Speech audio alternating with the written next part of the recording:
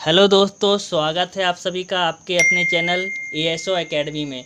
दोस्तों, आज हम हमारी 6वीं टेस्ट सीरीज़ सॉल्व करने जा रहे हैं, जो कि मैथ्स की है। जो मध्य प्रदेश पुलिस कांस्टेबल की जो अभी परीक्षा होने वाली है, उसके लिए अति महत्वपूर्ण प्रश्न है। तो चलिए स्टार्ट करते हैं। हमारा पहला क्वेश्चन है दोस्तों, एक घोल में 8% नमक है।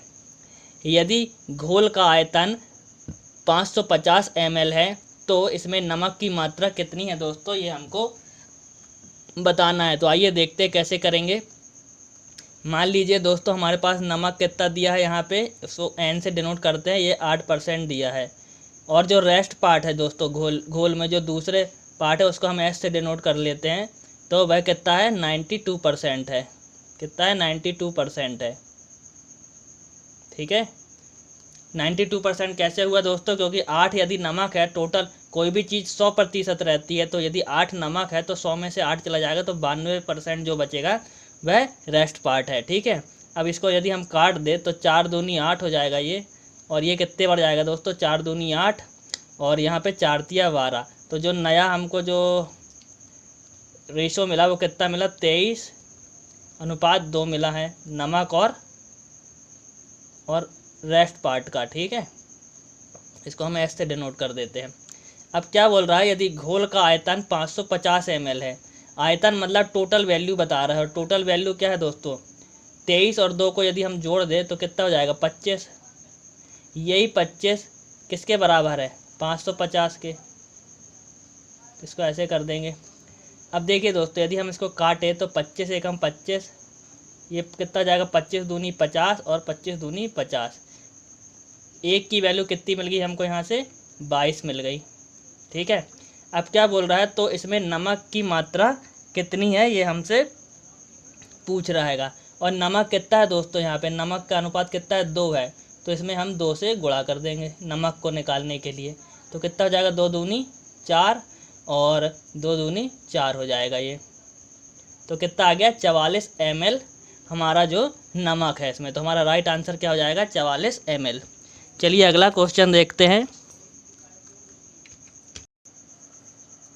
अगला क्वेश्चन है दोस्तों हमारे सामने, समचतुर्भुज की एक भुजा की लंबाई 12 सेंटीमीटर है और इसके एक विकर्ण की लंबाई 12 सेंटीमीटर है। तो दूसरे विकर्ण की लंबाई हमसे पूछ रहा है कि क्या होगी।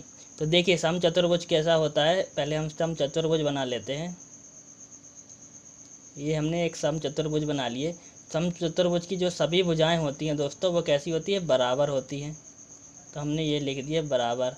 सभी मान लेते हैं, यदि सभी भुजाएं ए है तो सारी भुजाएं ए होंगी। अब जो इसके जो विकर्ण हैं दोस्तों, ये विकर्ण, ये आपस में जब एक दूसरे को जहाँ जिस भी बिंदु पे काटते हैं वह 90 डिग्री में काटते हैं। ठीक है, यदि मान लेते हैं कि ये D1 है ये वाला विकर्ण, तो ये वाला कौन सा हो जाएगा, D2 हो जाएगा। ठीक है, अब देखिए अब क्या करना है, यहाँ पे यदि ये 90 डिग्री पे काट रहा है दोस्तों, यदि यहाँ पे 90 डिग्री बन रहा है एंगल, तो हम यहाँ पे पाइथागोरस प्रमेय लगा सकते हैं। पाइथागोरस प्रमेय क्या होता है कि कर्ण का वर्ग बराबर लंब के वर्ग प्लस आधार के वर्ग के बराबर होता है। तो यदि ये 90 डिग्री है तो ये क्या हो जाएगा, ये क्या हो जाएगा, ये कर्ण हो जाएगा। और समचतुर्भुज की एक भुजा कितनी दी है कि 12 है, ए की वैल्यू कितनी दी है, 12 है। तो यहाँ पे हम लिख सकते हैं कि 12 का स्क्वायर बराबर होगा, यदि ये पूरा जो विकर्ण है वो D1 है दोस्तों, तो इसका आधा कितना हो जाएगा, यहाँ से लेके यहाँ तक, ये यहाँ से लेके यहाँ तक कितना हो जाएगा, D1/2 हो जाएगा। D1/2, क्योंकि D1/2 क्योंकि पाइथागोरस प्रमेय के अनुसार क्या होगा, कर्ण का वर्ग बराबर लंब का वर्ग प्लस आधार का वर्ग। आधार ये वाला, यदि ये पूरा D/2 है, D2 है, तो ये आधा कितना हो जाएगा दोस्तों, यहाँ से लेके यहाँ तक की वैल्यू कितनी हो जाएगी, यहाँ से यहाँ तक की D/2 हो जाएगी। तो D2/2 लिख सकते हैं इसको। तो ये कितना हो जाएगा, इसको स्क्वायर हो जाएगा। अब देखिए 144 तो ये हो ही जाएगा, 12 का वर्ग 144 बराबर मान एक भुजा की लंबाई इसकी कितनी दी हैगी, 12 दी हुई है, और एक विकर्ण की लंबाई कितनी दी है दोस्तों, 12 सेंटीमीटर दी गई है। यदि ये D1, तो यहाँ पे D1 कितना रख देंगे दोस्तों, 12 रख देंगे, तो 12/2 हो जाएगा। ये इसका स्क्वायर कर देते हैं, प्लस ये तो वैसे ही रहेगा क्योंकि दूसरा विकर्ण तो हमको निकालना है, D2/2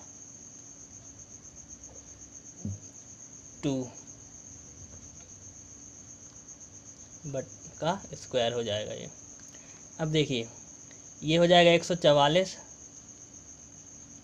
बराबर, इसको जब हम काट देंगे तो 2 से 1 बार जाएगा, और ये कितने बार जाएगा, 6 बार चला जाएगा, तो कितना जाएगा, 6 का वर्ग हो जाएगा, मतलब यहाँ पे कितना हो जाएगा, 36 हो जाएगा, प्लस D2 का स्क्वायर बटे 4 हो जाएगा ये। और जब हम इसको यहाँ से D2 की वैल्यू निकालेंगे दोस्तों, तो मैं यहाँ पे डायरेक्ट लिख रहा हूँ, कितनी आएगी, D2 स्क्वायर जब कितना आएगा, यहाँ पे D2 स्क्वायर की वैल्यू कितनी आएगी, 144 में से 36 घटाएंगे तो कितना आएगा, 108 आ जाएगा, और ये गुणित इधर चले जाएगा 4, तो गुणा 4 हो जाएगा ये। ठीक है, अब D2 कैसे निकालेंगे, D2 बराबर कितना हो जाएगा, अंडर रूट, जब इसका गुणा कर देंगे तो 8 चौको 32 और 4 एकम 4। अब हमको 432 का वर्गमूल निकालना है, तो 432 का वर्गमूल निकालने के लिए सबसे सिंपल मेथड आप अपना सकते हैं, एलसीएम मेथड से भी निकाल सकते हैं, मैं बता देता हूँ कैसे। यदि इसको 2 से भाग दे दोस्तों तो कितना जाएगा, 2 दूनी 4, 2 एकम 2 और 2 छंग 12। अब फिर से 2 से दे दीजिए, 2 एकम 2 और 2 अट्ठे 16। अब कितने जाएगा दोस्तों, 3 से चला जाएगा, 3 तिरका 9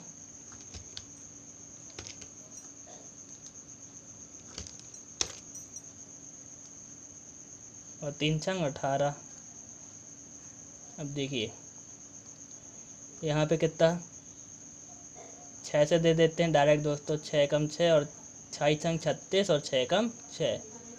तो देखिए कितने के पेयर बने, 2 का एक पेयर बना और 6 का एक पेयर बना, तो मतलब इसको कैसे लिख सकते हैं, 2 गुणित 6 गुणित, लेकिन 3 का एक भी पेयर नहीं बन रहा है दोस्तों, तो कितना जाएगा, अंडर रूट में ही आ जाएगा 3, तो कितना जाएगा यहाँ से 12√3 इसका राइट आंसर हो जाएगा। ऑप्शन नंबर 3 12√3 इसका आंसर हो जाएगा। चलिए अगला क्वेश्चन देखते हैं।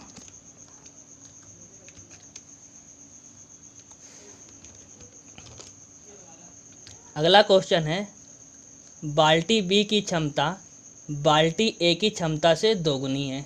मान लेते हैं 2 बाल्टियाँ, ये ए और बी है, ये 2 बाल्टियाँ हैं, और क्या बोल रहा है, बाल्टी बी की क्षमता बाल्टी ए की क्षमता से दोगुनी है। यदि ए की क्षमता मान 1 है तो बी की कितनी हो जाएगी, 2 हो जाएगी।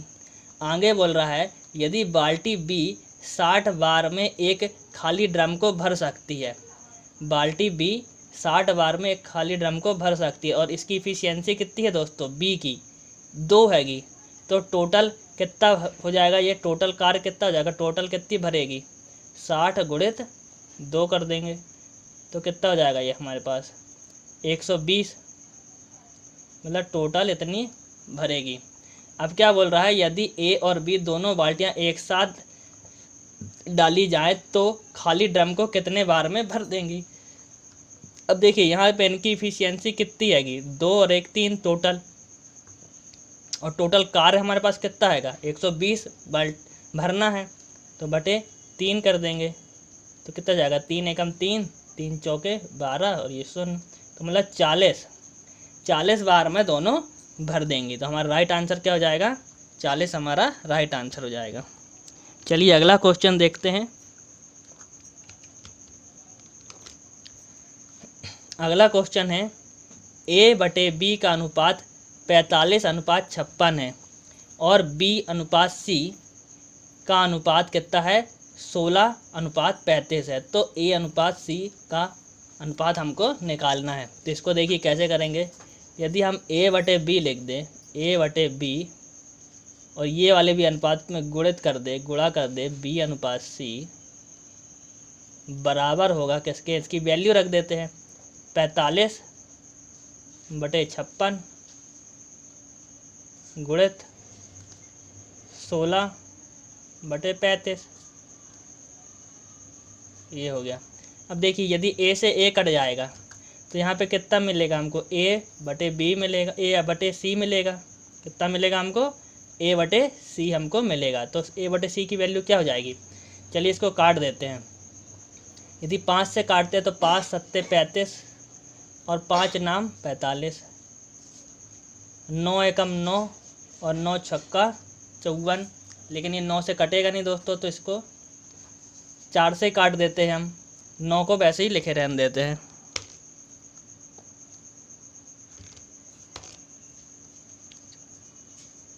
ये 5 सत्ते 35 और 5 नाम 45, इसको 4 से काट देते हैं। 4 चौको 16 हो जाएगा दोस्तों ये, और 4 एकम 4 और 4 चौको 16 हो जाएगा। अब 2 से काटेंगे तो 2 दूनी 4 और 2 सत्ते 14।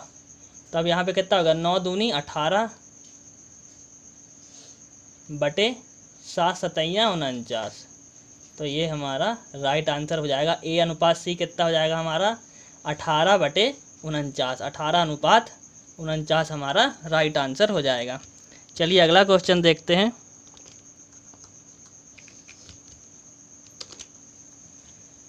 अगला क्वेश्चन है, जिस प्रकार √486x एक पूर्णांक है तो सबसे छोटा धनात्मक पूर्णांक x का मान क्या होगा, हमको ये बताना है।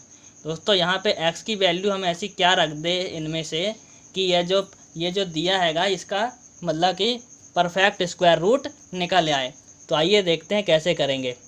ये वैल्यू कितनी है दोस्तों, 486 गुणित x है, मान लीजिए ये, ठीक है, ये गुणित x हैगा क्योंकि x का इसमें गुणा हो रहा है।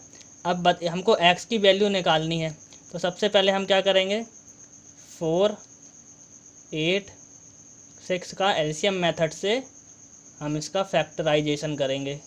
2 से करेंगे तो 2 दूनी 4, 2 चौको 8 और 2 तिया 6। अब किससे जाएगा, 3 से कर देते हैं तो 3 सत्ते 21 और 3 अट्ठे 24 और 3 एकम 3, ठीक है। अब देखिए 9 से यदि करें तो 9 ही नाम 81 हो जाएगा और 9 एकम 9 हो जाएगा ये। अब देखिए यहाँ पे 9 के तो 2 जोड़े बन रहे हैं, लेकिन 3 और 2 का जोड़ा नहीं बन रहा हैगा।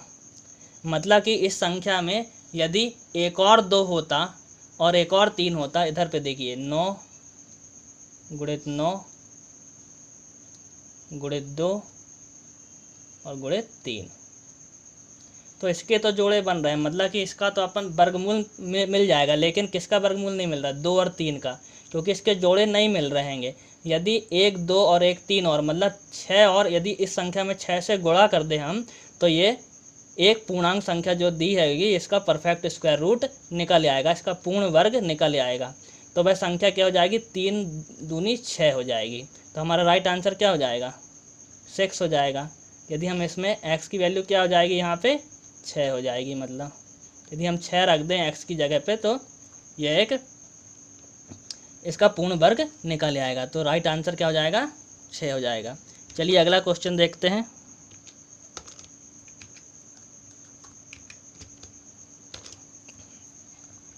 अगला क्वेश्चन दिया है दोस्तों हमारे सामने,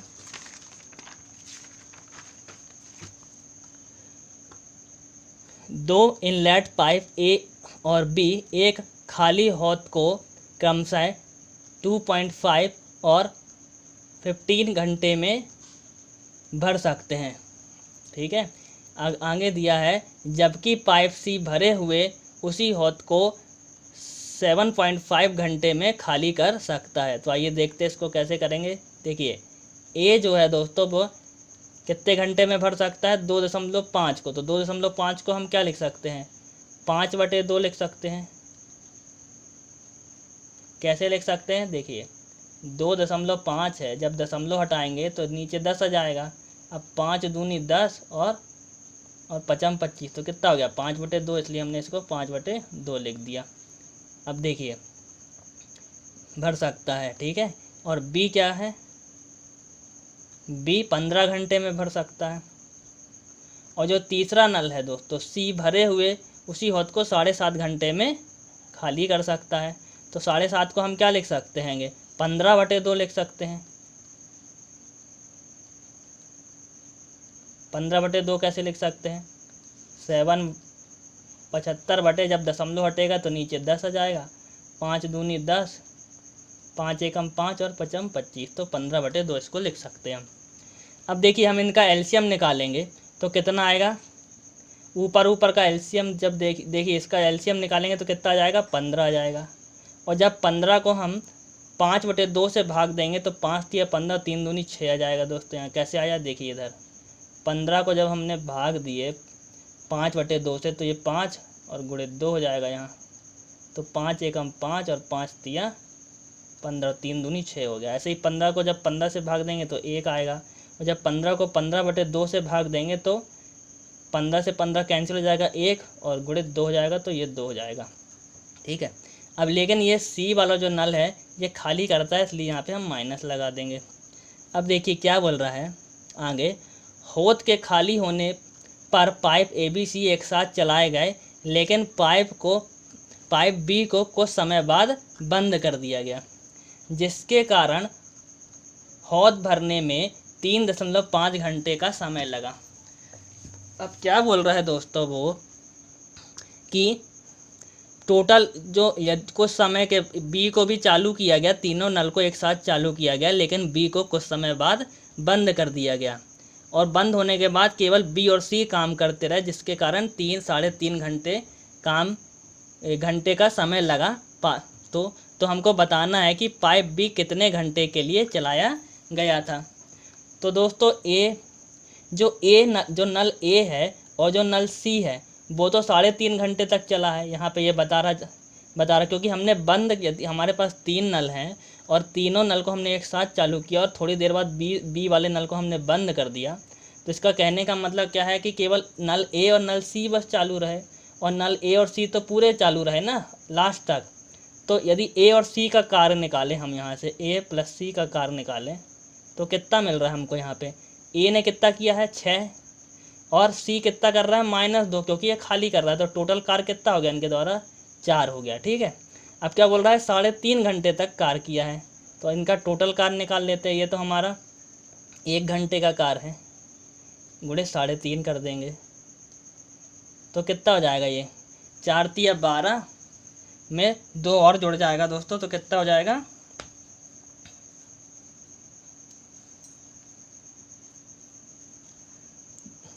4, जब 2 और जुड़ जाएगा कितना हो जाएगा दोस्तों 14 हो जाएगा। मतलब इसका जब 4 गुणे 3.5 करेंगे तो कितना हो जाएगा 14 हो जाएगा। अब देखिए हमारे पास टोटल कार्य कितना था, 15 कार्य था टोटल। ये जो हमने एलसीएम निकाले थे ये हमारा टोटल कार्य था। हमने क्या किए कि 3 नल चालू किए, कुछ देर बाद हमने बी नल को बंद कर दिए, फिर ए और सी नल चलते रहे और बस पूरे वो तो लास्ट तक चले, तो उनके द्वारा कितना कार्य कर दिया गया 14 कार्य कर दिया गया। और टोटल कार्य कितना था हमारा 15 था। तो हम यदि 15 में से 14 माइनस करें तो कितना बचा, अभी भी एक कार्य बचा है।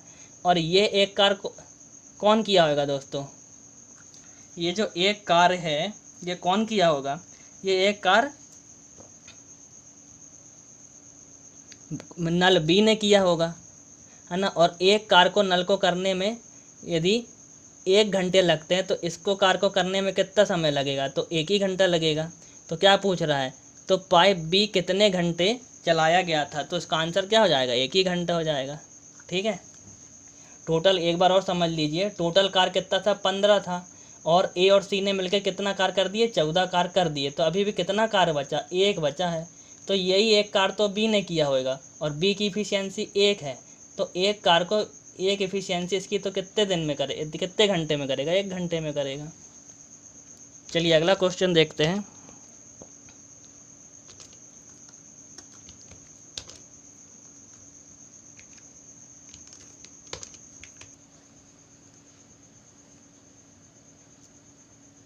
अगला क्वेश्चन है दोस्तों, समकोण त्रिभुज ABC में कोण बी बराबर कितना दिया है, 90 डिग्री दिया है। यहाँ पे कितना है, ये डिग्री है, 90 डिग्री है। ठीक है, तो हम एक समकोण त्रिभुज बना लेते हैं पहले।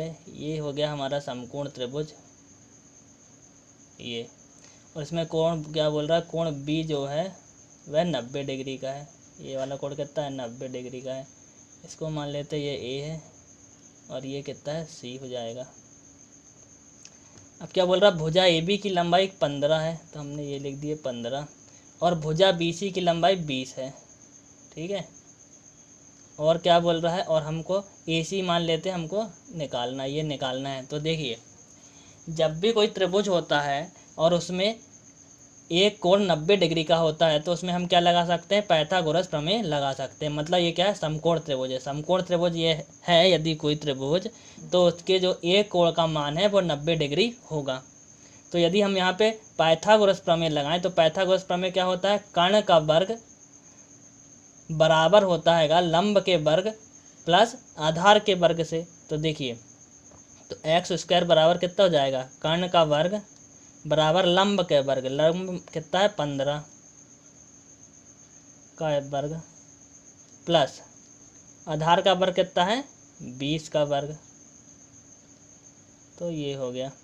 अब देखिए यहाँ पे एक्स स्क्वायर कितना हो जाएगा, ये 15 का जब हम वर्ग करेंगे तो कितना जाएगा 225,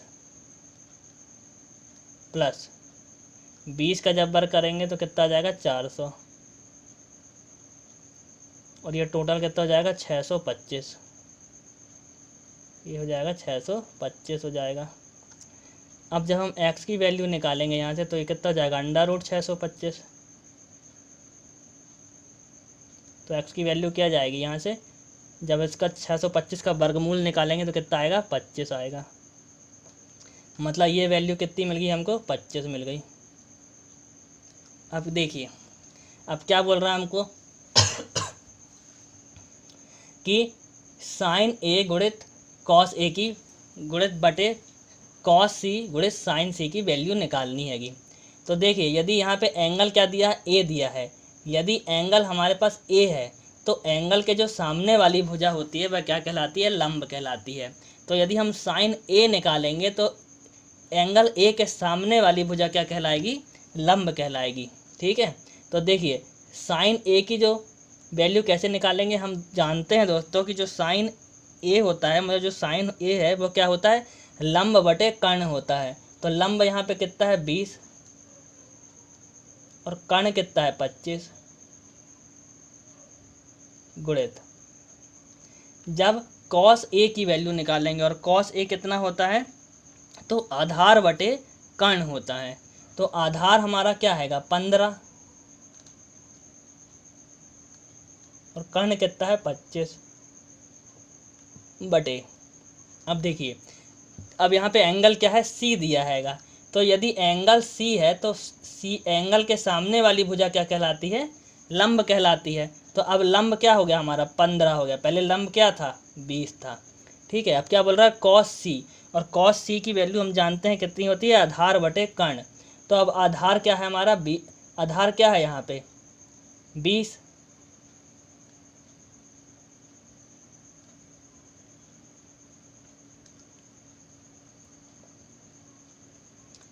बटे 25 कर्ण, क्या, क्योंकि कॉस सी क्या होता है, आधार बटे कर्ण होता है, गुणित। अब साइन सी की वैल्यू निकालनी है। यदि एंगल सी है, तो इसके सामने वाली भुजा क्या हो जाएगी, लंब। तो साइन सी क्या होएगा, लंब बटे कर्ण। तो लंब कितना है 15 और कर्ण कितना है 25। तो हमने ये लिख दिए। ठीक है, अब देखिए, यदि हम काट दे तो इस 25 से ये 25 चला जाएगा, ये 25 से ये 25 चला जाएगा, इस 20 से ये 20 चला गया, और इस 15 से ये 15 चला गया। तो वैल्यू कितनी निकल के आई हमारे पास, 1। मतलब इसका मान क्या हो जाएगा, 1 हमारा राइट आंसर हो जाएगा। चलिए अगला क्वेश्चन देखते हैं।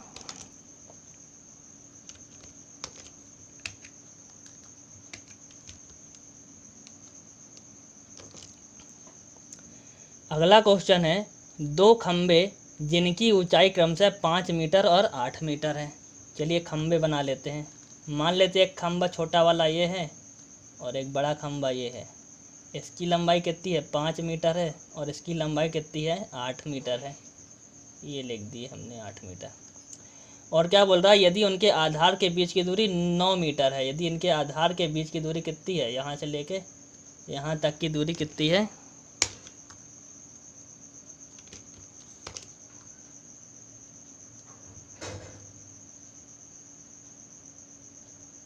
कितनी है 9 मीटर की। ये आधार इनकी बीच की दूरी है, यहाँ से लेके यहाँ तक की दूरी है ये, ठीक है, ये 9 मीटर है। तो क्या बोल रहा है, तो उनके शीर्षों के बीच की दूरी निकालनी है हमको। मतलब कि ये निकालना है हमको, इसके शीर्ष से ये वाले बड़े वाले खंबे का शीर्ष और छोटे वाले खंबे शीर्ष के बीच की जो दूरी हैगी वो हमको निकालनी है। तो देखिए कैसे निकालेंगे। यदि बड़े वाले खंबे की टोटल लंबाई कितनी है 8 है, तो यहाँ से यदि ये वाली लंबाई कितनी हो जाएगी 5 और बची हुई लंबाई कितनी हो जाएगी 3। यदि ये 9 है दोस्तों तो ये कितना हो जाएगा, ये भी 9 हो जाएगा।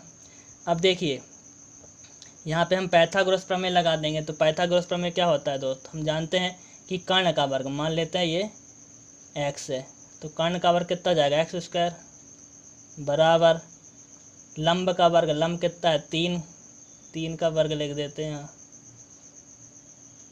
प्लस आधार का वर्ग, आधार कितना है 9,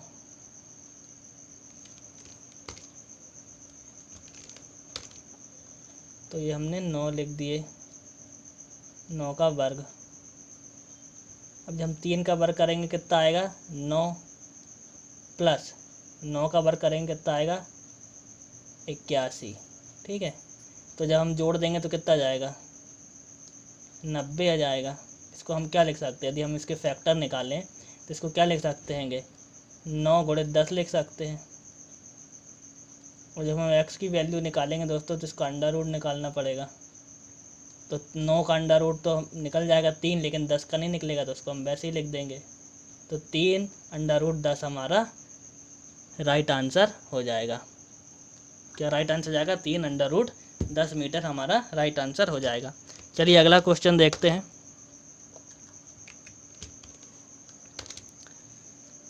अगला क्वेश्चन है, एक शिविर में 280 लोगों के लिए 30 दिन हेतु पर्याप्त खाद्य सामग्री थी। 26 दिन बाद 200 लोग अपने घरों को लौट गए। शिविर में बचे हुए लोगों के लिए शेष खाद्य सामग्री कितने दिनों के लिए पर्याप्त होगी। तो आइए देखते हैं इसको कैसे करेंगे। देखिए टोटल कितने लोग थे 280 लोग थे, और कितने दिन की ये सामग्री थी 30 दिन के लिए थी। तो टोटल सामग्री कितनी हो गई हमारे पास 280 गुणित 30 हो गई।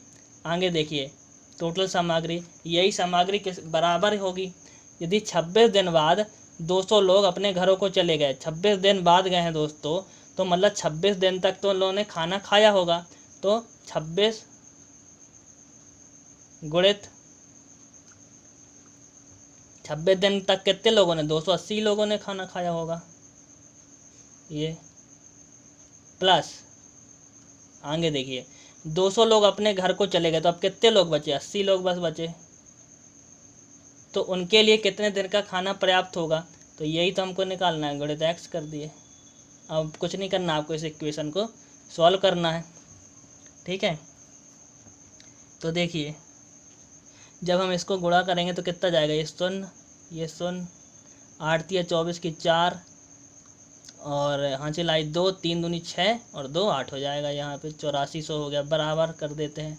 जब इसका गुणा करेंगे दोस्तों तो इसका गुणा कितना जाएगा, इसका जब 26 का गुणा गुणित 280 करेंगे तो कितना हो जाएगा 7280 हो जाएगा। ये मैं डायरेक्ट लिख दे रहा हूँ,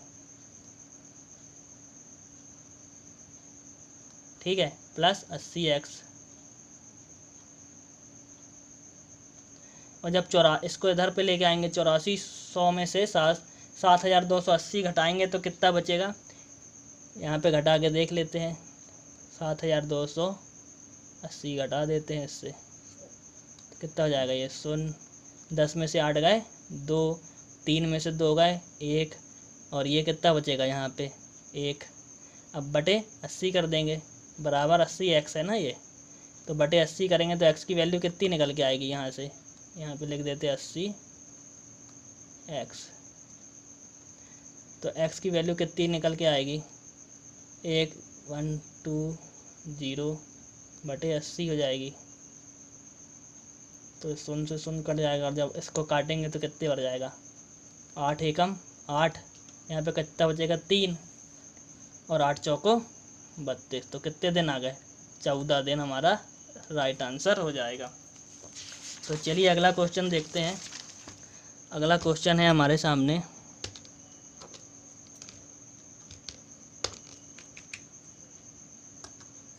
ये रहा। देखिए इसको कैसे करेंगे। यदि एक वस्तु को 13% हानि में तथा 14% के लाभ पर बेचा गया है तो दोनों मूल्यों के बीच का अंतर कितना है, 162 रुपये प्राप्त होता है। तो वस्तुओं का क्रय मूल्य क्या होगा। ठीक है, तो देखिए क्रय मूल्य, किसी भी वस्तु का क्रय मूल्य क्या होता है, उसको हम क्या मानेंगे, कॉस्ट प्राइस क्या मानेंगे, 100%। ठीक है, 100%। अब जब हम इसको 13% हानि में बेचेंगे, मान लीजिए हमने कोई भी वस्तु को 100% में ख़रीदा, हम परसेंट की बात कर रहे हैं, 100 रुपये में ख़रीदा और उसको 13% की हानि में बेचा, मतलब कि हमने उसको कितने पे बेचा, यहाँ पे सेलिंग प्राइस कितना हो जाएगा, तो 100% में से 13 घटाएंगे। तो यहाँ पे जब हम लॉस में बेच रहे हैं किसी भी वस्तु को, तो 100 - 13 करेंगे तो कितना आएगा, 87% आएगा। ठीक है, और जब हम उसी वस्तु को यदि 14% के लाभ में बेचेंगे तो ये लॉस परसेंटेज कितना हो जाएगा और प्रॉफिट परसेंट कितना हो जाएगा, 114, क्योंकि 100 में 14% का लाभ हो रहा है ना, तो 14 हमने जोड़ दिए। अब इसको यदि हम घटाएं दोनों को, 114 में से 87 को घटा दें तो कितना आएगा, 14 में से 7 गए 7, और यहाँ पे कितना बचेगा, 10 में से 8 गए 2 बचेगा, तो कितना परसेंट आया यहाँ पे, 27%। और यही अंतर तो दोस्तों हमको 162 के बराबर में दिया है, तो दोनों मूल्यों के बीच का अंतर कितना हो जाएगा, 162 के बराबर है। तो क्या बोल रहा है, वस्तु का क्रय मूल्य में पूछ रहा है, तो 1% की वैल्यू कितनी हो जाएगी, 162/27। जब 1 की वैल्यू इतनी है तो हमको कितने की वैल्यू निकालनी है, क्रय मूल्य निकालना, 100% की वैल्यू निकालनी है, गुणित 100 कर देंगे। तो अब देखिए कैसे जाएगा, 9 से यदि काटे तो 9 × 27 और ये कितना जाएगा, 9 एकम 9 और 9 8 72। फिर से 3 से काट देते, 3 एकम 3, 3 छंग 18, और 6 का गुणा जब 100 में करेंगे तो कितना आ जाएगा, 600 हो जाएगा। तो हमारा राइट आंसर क्या हो जाएगा, 600 हमारा राइट आंसर हो जाएगा। वस्तु का क्रय मूल्य कितना है, 600 रुपये है। चलिए अगला क्वेश्चन देखते हैं।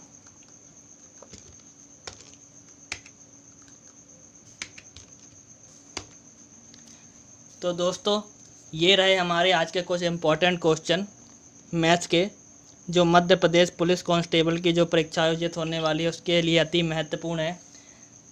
तो आई होप आप लोगों को ये क्वेश्चन पसंद आए होंगे। ऐसे ही और क्वेश्चनों की अगली टेस्ट सीरीज़ में हम जल्दी अगले वीडियो में आपके लिए लेके आएंगे। ये वीडियो कैसा लगा, यदि ये वीडियो आपको पसंद आया दोस्तों तो वीडियो को लाइक कीजिएगा, और यदि आप चैनल पर नए हैं और अभी तक चैनल को सब्सक्राइब नहीं किया है तो चैनल को सब्सक्राइब कीजिएगा, और दोस्तों बेल आइकन को ज़रूर दबाइएगा ताकि हमारे आने वाले सारे वीडियो की जानकारी आपको आसानी से मिल सके। तो दोस्तों ऐसे ही नॉलेजफुल वीडियो के लिए बने रहिए ASO अकेडमी के साथ। जब तक के लिए धन्यवाद।